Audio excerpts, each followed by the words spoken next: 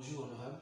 Bonjour, monsieur le journaliste. Merci d'avoir accepté notre invitation pour cet entretien. C'est moi qui vous remercie. Avec vous, nous allons aborder plusieurs sujets qui défraient la chronique. Mais en attendant, c'est un secret de polichinelle, la femme est le pilier du bien-être social et du développement. D'ailleurs, vous en avez beaucoup fait pour ce qui concerne la femme.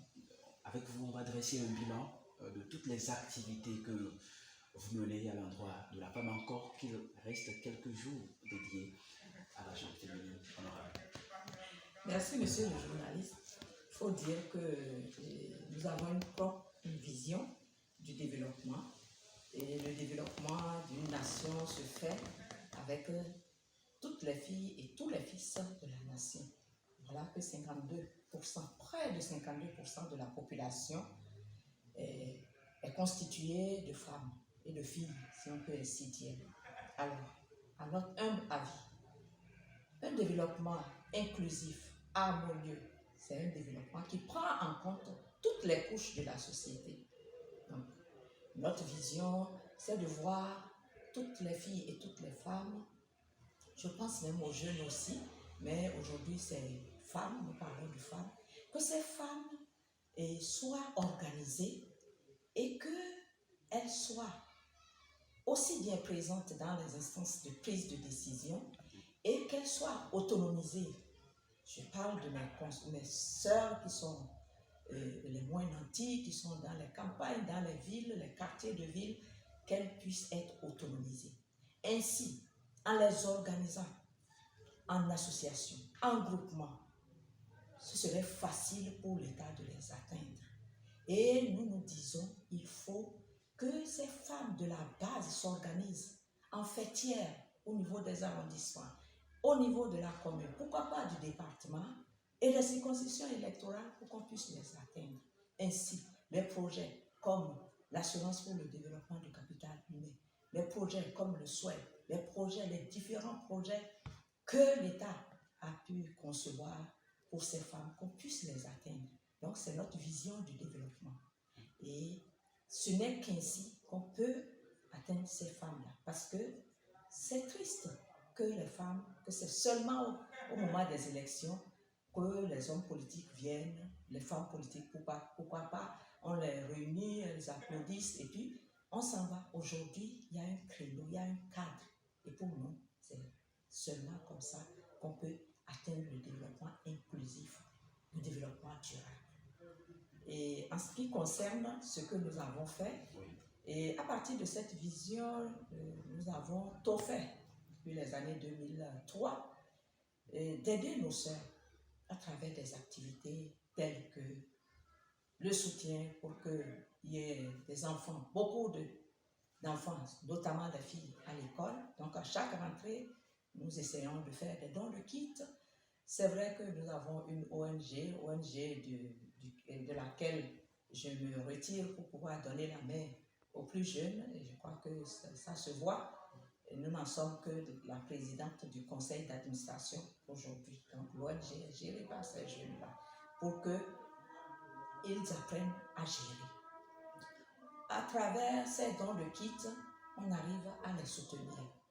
À travers des dons, des soutiens tels que des formations, même la sensibilisation aux maladies sexuellement transmissibles, même les fêtes telles que les fêtes de Noël, disons Ramadan pour les enfants, sans compter le soutien que nous apportons à ces femmes. Et ça va jusqu'à leur famille, à leurs époux. Donc, de la sensibilisation, à la formation, à l'autonomisation par des activités génératrices de revenus, tout récemment, fabrication de savon liquide, décoration, perlage, c'est des choses réelles. Et mon souhait, c'est que ces femmes puissent vraiment en bénéficier pour que ça soit un plus dans leurs revenus. Voilà globalement ce que nous faisons depuis près de 20 ans. Une kyrielle d'activités au profit des femmes pour leur bonheur, justement. Et parlant des femmes, vous êtes toujours resté à leur côté. On vous a d'ailleurs vu en fête, bien sûr, c'était hier, honorable. Hier. Relativement à la GIF. Oui. Bon, hier, il y a eu la GIF organisée par le Parti Bloc républicain. Mais avant cette organisation, le 19 du même mois, le 13, j'allais dire, c'est le 13 du même mois, nous étions arrivés et nous avons quand même pu fêter avec ces femmes.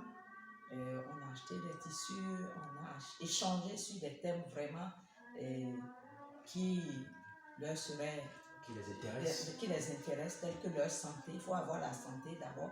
Donc, toujours le cancer du sein et du col de l'utérus. On a pu avoir le docteur Sidi qui nous a entretenus et on leur a dit vous devez être formés pour avoir des revenus en plus.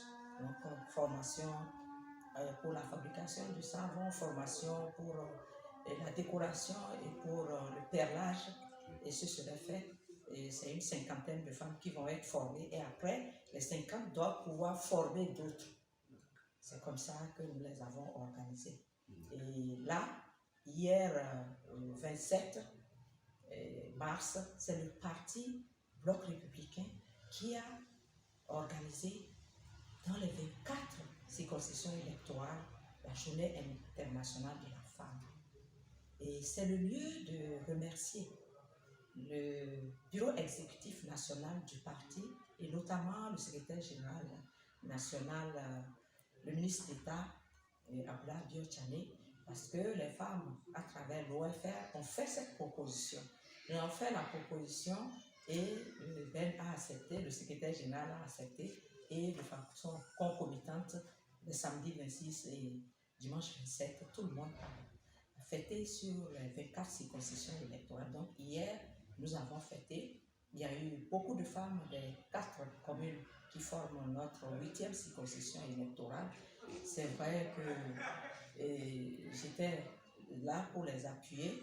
Et nous n'avons pas vu les autres. Je sais que le ministre Adambi est excusable, il est hors du territoire, mais je n'ai pas vu les autres honorables à mes côtés. J'avoue, je dois le dire hautement.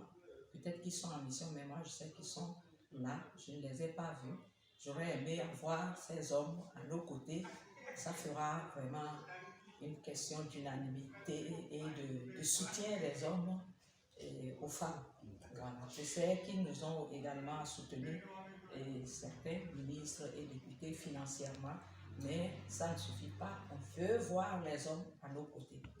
Voilà. Donc je remercie les dirigeants du Bloc républicain qui ont accepté cette fête qui est inédite au niveau de la 8e circonscription. C'est la première fois que le Bloc républicain nous a financé et la fête a été très belle. On va toujours parler des femmes, mais cette fois-ci en lien avec la politique. Oui. On parle justement des législatives de 2023. Oui. Quelle opportunité honorable pour les femmes? La modification de l'article 26 de notre Constitution apporte beaucoup aux femmes parce que la discrimination positive fait aujourd'hui que notre code électoral a été modifié et on doit pouvoir avoir sur les 109 députés, 24 places sont garanties pour les femmes, en plus de celles qui vont être naturellement positionnées. Ça veut dire quoi? Et cette réforme, elle est salutaire et il faut qu'on saisisse cette occasion pour faire de bons positionnements, des critères vraiment clairs, la transparence, pour qu'on puisse avoir des femmes dignes de ce nom, qu'il n'y ait pas de sentiment. Si les critères sont clairs, et on peut avoir assez de femmes. C'est au moins 24 femmes. C'est un bond terrible parce que là, nous sommes en 6. Ça ne fait même pas 7% des 83 députés. Et ça va passer à 24 femmes au moins, sinon plus. C'est un bond de plus de 30%. Plus de 30%. Et je crois que c'est salutaire. C'est le lieu d'exprimer notre joie pour cette réforme. Et je l'annonce, il faut des critères clairs et transparents. Et ça permettra de positionner des femmes que la population adulte, que la population aime. Honorable, je le disais tantôt, vous êtes beaucoup aux côtés des femmes, vous êtes toujours à leur chevet. Et justement, te porte à croire que vous êtes jusque-là la seule, bien sûr, à leur côté. Dans la 8e circonscription électorale, quelle femme nous pouvons avoir en dehors de vous pour jouer également ce rôle-là? D'accord. Je tiens à préciser que ce n'est pas seulement les femmes. Les jeunes sont ma préoccupation. Parce que près de 70% de la population, c'est que des jeunes qui se développent, où les filles et les filles ont la même chance d'émerger, où les femmes sont vraiment au cœur, sont placées au cœur de l'actualité. Notre rêve, c'est pour notre pays. Et dans les partis politiques, que les dirigeants des partis politiques se mettent dans cette même dynamique que le chef de l'État. Il faut développer, il faut être transparent, il faut être esprit d'unité, d'unification. Il faut être vraiment partial, il faut développer les compétences, il faut qu'on ne sente pas des frustrations. C'est mon humble avis. Ce n'est que dans l'unité, dans la concorde, dans la transparence qu'on peut y arriver. De quoi les hommes ont-ils peur que les femmes émergent? Ça me permet de dire, mais qu'est-ce qui cause et cette forme d'hypocrisie où les hommes, toutes les fois qu'ils remarquent qu'il y a une femme qui a du potentiel et qui peut les concurrencer, excusez-moi le terme, il faut vraiment lui tenir les pieds et les mains.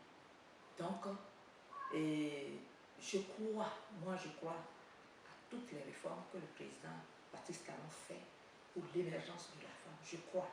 Et je dis, et j'invite les chefs de parti et autres de se comporter pour qu'on puisse croire en eux que vraiment ils veulent que les femmes émergent.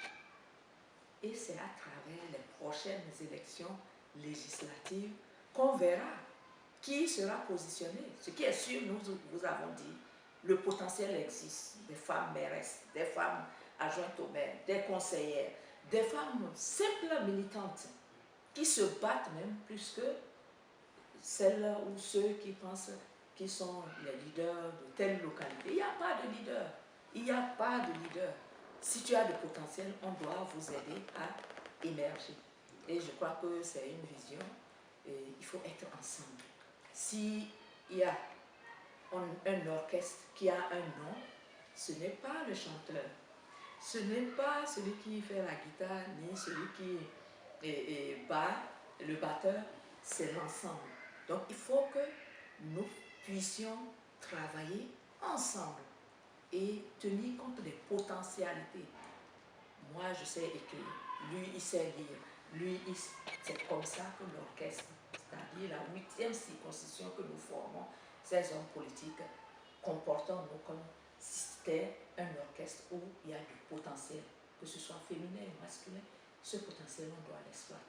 Et mon vif souhait, c'est que ce soit une réalité. Et l'autre chose, je ne saurais terminer sans dire que c'est la veille des carnets. Le jeûne va bientôt commencer et je voudrais demander au Seigneur Tout-Puissant de nous aider à vraiment passer cette période, que toutes les prières que nous allons faire pour la paix et la concorde et tout ce qui se passe dans les zones de turbulence où on tue les gens, que nos prières vraiment soient acceptées et que la paix vienne dans notre pays. Que nos sœurs, nos parents, nos frères musulmans, que nous puissions une fois encore prier en toute sincérité qu'on ait la paix. Et c'est le moment de dire encore à tous ces commerçants de laisser les spéculations en ce moment. D'habitude, les produits sont chers. Avec cette situation, s'ils ne lâchent pas, les produits seront chers. Ça nous permettra, nous autres, qui faisons des œuvres humanitaires, de pouvoir encore faire ces œuvres. Donc je leur souhaite bon carême. Je sais que nos frères chrétiens, depuis près de 5 ans, nous prions. Les deux chrétiens aussi font leur carême même période. C'est l'œuvre de Dieu. Les musulmans prient pour la paix, les chrétiens prient, les autres confessions aussi n'ont qu'à prier. Et le Bénin, tel qu'il est conçu, comme ça, comme un point qui dit, voilà, c'est la forme du Bénin. Que cette réalité soit, le Bénin soit un pays de victoire, un pays d'exemple, un pays qui émerveille le monde. Voilà ce que je veux dire. Et que la paix, la concorde, la joie, la tranquillité se déverse sur notre pays. Amen. Merci beaucoup, Honorable, d'avoir accepté notre invitation, malgré votre agenda que nous savons très chargé. Chers abonnés de 2MC TV, chers auditeurs de Radio Urban FM, merci à toutes et à tous de nous avoir suivis. C'est la fin de cet entretien. À très bientôt.